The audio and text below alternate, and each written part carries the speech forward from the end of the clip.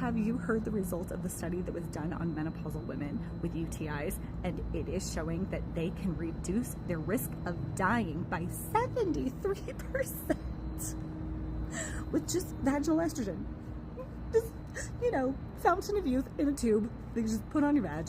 With urinary tract infections are costing the hospital systems and our government tons and tons of money, even billions of dollars.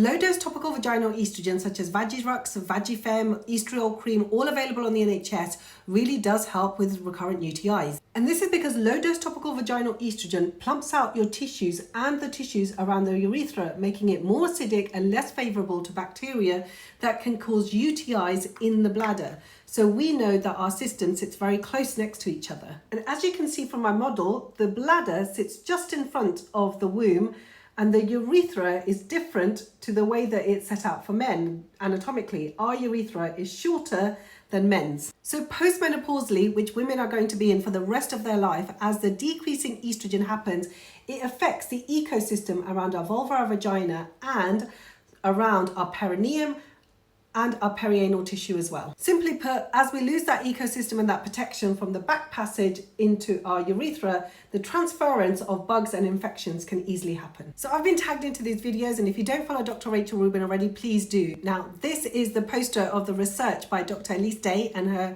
research colleagues, which was conducted. They did a retrospective study presented at the American Urological Association. So the study titled Vaginal Estrogen on Serious Adverse Outcomes in Postmenopausal Women with Recurrent Urinary Tract Infection. The study noted that over 11 million women who are postmenopausal in the US are affected by recurrent urinary tract infection. Sepsis from recurring UTI, antibiotic resistance, can lead to long-term disability or death. Yep.